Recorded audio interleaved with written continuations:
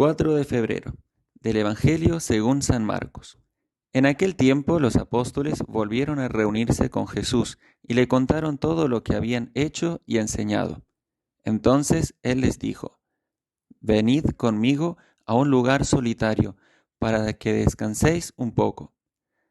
Porque eran tantos los que iban y venían, que no les dejaban tiempo ni para comer.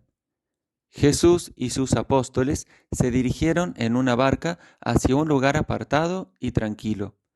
La gente los vio irse y los reconoció. Entonces, de todos los poblados fueron corriendo por tierra a aquel sitio y se les adelantaron.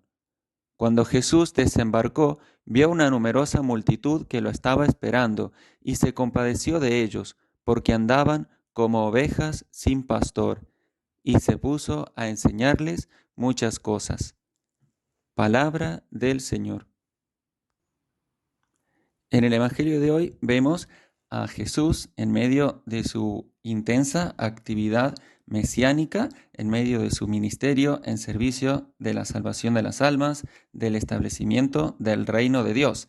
Y vemos cómo Jesús, que había asociado a sus apóstoles y discípulos a esta misión, quiere hoy invitarlos a descansar un poco, a retirarse a un lugar desierto para tener un momento de solaz, de serenidad, en medio de la fatiga del ministerio tan intenso que estaban desarrollando.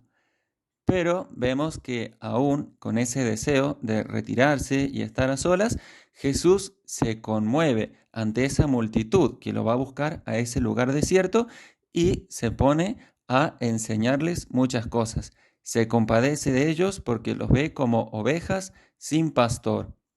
Y así vemos cómo se manifiesta esa tensión que hay en el corazón de Jesús y que también el Señor quiere inculcar en el corazón de sus apóstoles.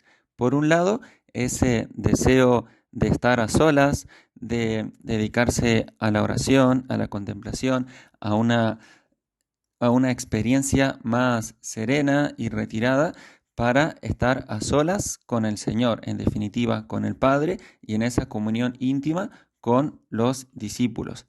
Y por otro lado, ese deseo de salvar almas, de estar pastoreando, apacentando a estas ovejas que andaban allí como descarriadas.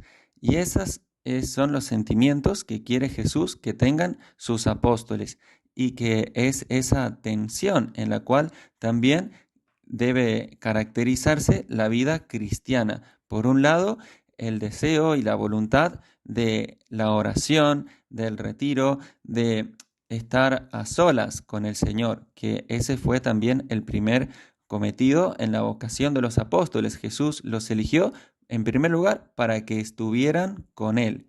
Pero eso no tiene que llevar al apóstol a descuidar eso que también es tan propio del corazón de Jesús, que es compadecerse de las ovejas y ponerse a su servicio.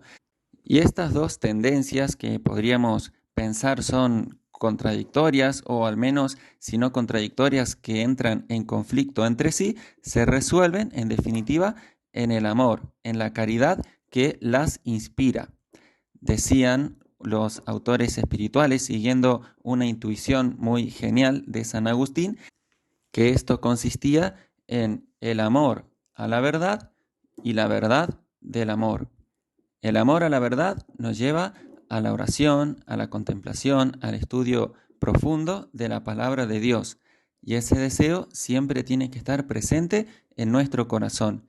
Pero la verdad del amor, es decir, un amor, si es real, realista, verdadero, nos impulsa a las obras de caridad, de misericordia, al servicio al prójimo, incluso muchas veces teniendo que abandonar, al menos temporalmente, ese descanso, ese sosiego, ese reposo, esa oración.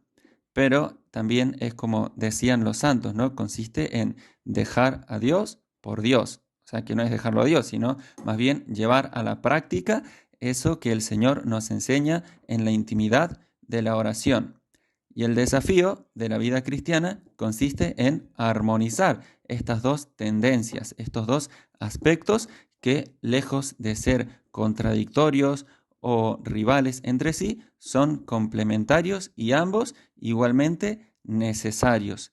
Entonces pidámosle a la Virgen María, maestra perfecta de la vida activa y de la vida contemplativa, que nos enseñe a armonizar estos dos aspectos de la vida cristiana y ser fieles a lo que el Señor nos pide en cada momento.